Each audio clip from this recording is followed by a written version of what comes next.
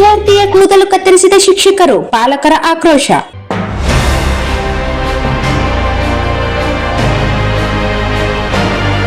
Cutting ಸರಿಯಿಲ್ಲ ಎಂದು ವಿದ್ಯಾರ್ಥಿಯ ತಲೆ ಕೂದಲು ಕತ್ತರಿಸಿದ ಶಿಕ್ಷಕರ ವಿರುದ್ಧ ಪಾಲಕರು ಆಕ್ರೋಶ ವ್ಯಕ್ತಪಡಿಸಿದ ಘಟನೆ ಬುಧವಾರ ನಡೆದಿದೆ.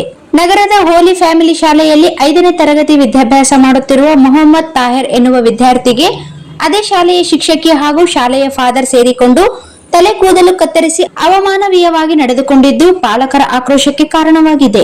ತಮ್ಮ ಪುತ್ರನ ತಲೆ ಕೂದಲು ಕತ್ತರಿಸಿದ ಹಿನ್ನೆಲೆ ಪಾಲಕರು ಶಿಕ್ಷಕರಿಗೆ ಈ ಬಗ್ಗೆ ವಿಚಾರಿಸಲು ಶಾಲೆಗೆ ಭೇಟಿ ನೀಡಿದಾಗ ಶಾಲೆಯ ಫಾದರ್ ಜ್ಞಾನಪ್ರಕಾಶ್ ಅವರು ಪಾಲಕರೊಂದಿಗೆ ಅನುಚಿತವಾಗಿ ವರ್ತಿಸಿದ್ದಾರೆ ಎಂದು ವಿದ್ಯಾರ್ಥಿ ತಂದೆ ಮೊಹಮ್ಮದ್ ಮುಸ್ತಾಬ್ ಆರೋಪಿಸಿದ್ದಾರೆ. ಶಾಲಾ ಆಡಳಿತ ಮಂಡಳಿಯ ವಿರುದ್ಧ ಕ್ರಮ ಕೈಗೊಳ್ಳಬೇಕೆಂದು ಪಾಲಕರು ಪೊಲೀಸ್ ಠಾಣೆ ಮೆಟ್ಟಿಲೇರಿದ್ದಾರೆ.